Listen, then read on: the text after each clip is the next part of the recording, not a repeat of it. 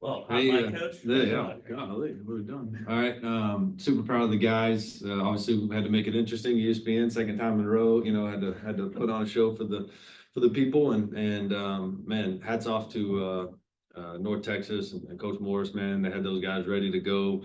Backup quarterback came out there and played lights out. He's a really good player, and have a ton of respect for those guys over there. And it was tough. It really was. This last couple of weeks in college football have been the craziest that I've ever been a part of. And to come out here in a big time atmosphere and get a win, that's what it's about. And a ton of momentum going into off season now, recruiting. We're back at it tomorrow. We'll get a good night's rest and be back and have official visits tomorrow. But really proud of the guys and the way they came out and played. Obviously, we had to work through some things early, and we weren't the cleanest. But hey, that's what happens when you take a month off and you come out here and play. So excited to get back to work in the off season, and just really proud of the way we came out and played and finished the game. Questions? Lincoln Perry took home the MVP award after missing all of last season. To get a player like that back this year, he's coming back next year. Just talk to us about Lincoln Perry, what he means to this team. Yeah, he's going to be a captain and move forward, and he's just the epitome of what we want as a Texas State Bobcat, on and off the field. And that's how you win games is with guys like him, and for him to come back and win the MVP to end the season. It's just a lot of credit to him and what he's all about. And it'd been very easy for him to hang him up and get in the portal or this or that, and he didn't. He's a winner, and just super proud of him. Coach, so you guys were 2 for 2 on 4th down tonight. How important is that to just keep the chains rolling, especially in a close game like this? Yeah, it was. It was big. We had a couple of those 4th down conversions that we won the game because of it, and a lot of credit to the staff. And it's not easy. You lose your coordinator, and you're sitting in there, and we really came together and did this thing as a group, and so proud of that offensive staff. Coach, on the flip side, your defense just play balls out. Yeah. Talk about what they're showing tonight. Yeah.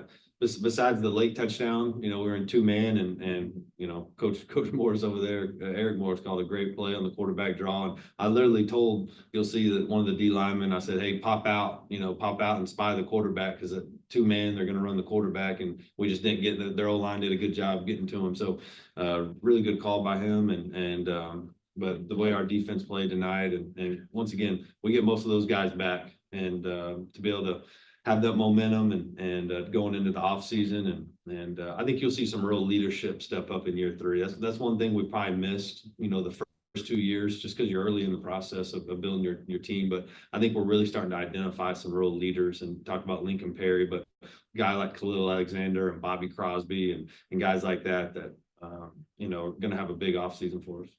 Talk about like building leadership, and you are 2-0 all time in bowl games in Texas State. What does that say about the culture that you built, that you're still looking for leaders to pick out of the pack, and you're killing it in bowl season?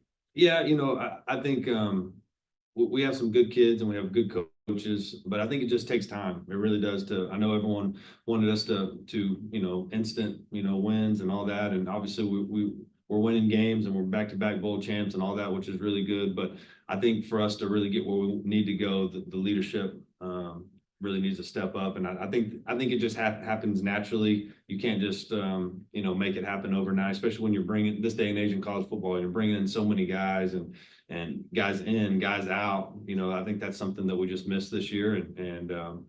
But I think we'll have a lot of momentum and a lot of leadership going in this offseason. It's going to be a tough offseason. I know that.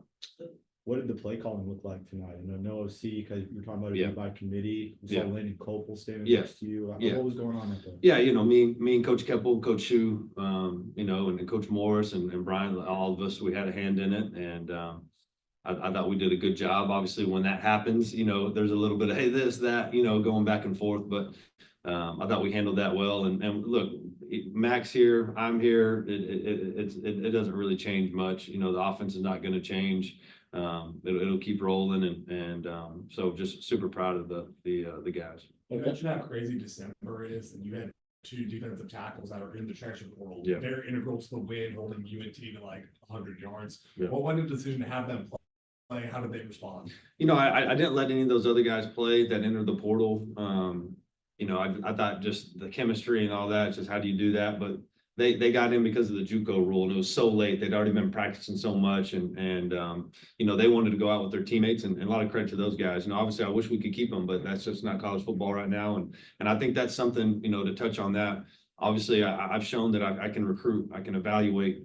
We need help. We need help in a big way, and I'm not up here whining. I'm not what I'm trying to do. I'm just trying to the reality of college football now. We need more help because we're recruiting against North Texas. We're recruiting against UTSA. These teams in the American. We're not really recruiting against Sun Belt teams. We're recruiting against Texas teams in the American and you know, versus UNLV, versus Purdue, versus Baylor, versus SMU. So we just need some help. And you know, I'm hoping a big win like this. You know, back-to-back seasons, back-to-back 8 wins. Then that'll start coming. You're talking about help. You're talking NIL money. Yeah, for sure. And I think once the rev share, if it passes, you know, I think we're going to get that help from President Danfus. I know we're going to get that help from President Danfus as far as the rev share, but right now it's all collective based. So I'm not writing hot checks and promising kids money when it's not there. So we got to continue to build that collective. You know, I know we've done a really good job of recruiting and signing a bunch of splash signings the last couple of years. We talked about that on the podcast,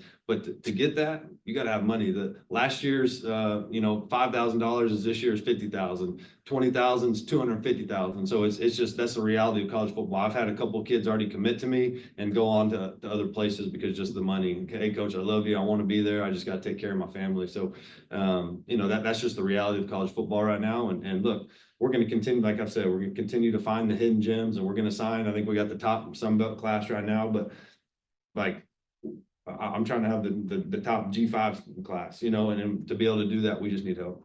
So that's up to here after a while, because it's like the whole it's not you, it's me thing, you know, As far as what? just like that relationship. Yeah, I think it's just part of it. It's just the NIL is so new to people, and we don't want to do that. We don't, but it's the reality. We got to do it if we want to continue to win. But luckily for us, I think the rev share is really going to help us. We're not there yet. You know, that starts in July. So between now and July, it's all on us. You know, back-to-back 8-win seasons for a program that, you know, couldn't even touch that, you know, since they've been in FBS. What does it mean to not only get back-to-back bowl wins, but just 8-win seasons to show that proof of concept? Yeah, no, it's been awesome. Been a great 2 years, and you know, just you know, with all the in and out and the portal and all that, just to be able to build a culture and have some buy-in to go win 8 games back-to-back year to a place that really hasn't done that. Just it's special, and I think it starts from the top down. And you know, I think Wacker's got a field. You know, I mean, hey, that's why I'm here. I signed that 7-year contract. I'm trying to get a statue, trying to get a field. I'm trying to be here for a while. You know, that's why I did it. So, you know, we got to build this thing the right way. And it starts with signing Texas high school kids, and we're able to, you know, prove that we've been able to do that and continue to get where we need to go. We just need some help. Coach, would you make this place your officially second home, considering both your bowl wins have been in this building? Yeah, no, we love Dallas, and we recruit Dallas really hard, and I'm from here, and you know, I played a bowl game here. You know, it's a special place for sure, and we're always going to recruit Dallas like crazy, and not to get too sentimental, but last year after we win, we go up, shake, you know, go hug my grandma and grandpa, and just got my grandpa this year. So it's one of those deals where, you know, I was thinking about her tonight for sure, and it was a special one. From a preparation standpoint, how do you, from a true freshman on the other side who probably don't have much tape on, Yeah. how do you prepare for that? Yeah, that was one. I wasn't buying into all that. I kept on telling you that, like, the way Coach Morris runs it, you go look back at Texas Tech. Every quarterback that steps in there, they're going to have success. He's very similar to us. Look at the quarterbacks we've had. They're going to have success. And so for them to have a month to prepare, I knew they were going to come out and look, that guy's athletic. He's big. Obviously, you saw the run at the end of the game. I mean, I think it's going to be tough to beat that kid out moving forward. I mean, he's a really good player. And that coaching staff, Coach Brophy and Cutter Leftwich and Coach Morris, man, I mean, they got a great staff. Hats off to Coach Odom, you know, coming in there and you know, interim DC and him getting retained and be able to get those guys to come play. And man, they got a really good staff over there, really good coaches and good players, and they're doing the same thing. They're building this thing going into year 3, and I look for them to have a ton of success moving forward, just hopefully not against us. And Coach Jordan McLeod's last collegiate game, could you speak on him and him as a player? Yeah, just for him to come out here and play in this game, and you know, he's once again, he's a winner, you know, and he he never batted an eye this year and, you know, through the ups and the downs and came out there and practiced and played like a champion and super proud of Jordan and for him to go out and bowl champion. I know that was something really important to him. And man, I hope he gets a real shot at the next level and man, he can really process, he's accurate. So I'm excited to kind of see what that looks like for him. One more, coach? Offensively, coach, you guys sputtered a little bit there. Was it just rust or was it just, you know, them just doing something different? Yeah, I think that when you talk about the first drive, you get down there, you're on the 1 foot line and I think Jordan scores there. You know, I wish I could have had more time and, you know, you talk about we only had one guy up top. We usually have a couple guys up top and just because of the coaching changes and all that. So not getting great information up top, they're not showing a replay. Coach, we scored, you know, so that was tough. So I thought we scored there, but and then you got, you know, a new guy playing the position. Mecca at O-line hasn't got a ton of snaps, gets the false start. In hindsight, we probably shouldn't have shifted. We probably should have just ran the ball like we did later in the game and tempoed it and got in there. But that's part of it. And there, like you said, there's a little bit of rust, a little bit of learning, big time atmosphere, you know, probably some nerves and stuff like that. But you know, I thought I probably got a little conservative in the second half, but I knew how explosive they are on offense. I've watched a ton of their games and studied them, their film a lot. Like they can score really quick. So I was trying to run the clock and I kept on waiting for one of those to pop like Lincoln did in the second half. And they did a good job, you know, controlling us and bottling us up a little bit. And obviously unfortunate in the turnover there late in the half, they went Tampa and Jordan just didn't see the guy, but you know, that's part of it. That's why you play the game. But on hindsight, I probably should have been a little bit more aggressive in the, you know, fourth quarter, but you know, that's part of it too. We won the game. So. Thanks, everybody. All right.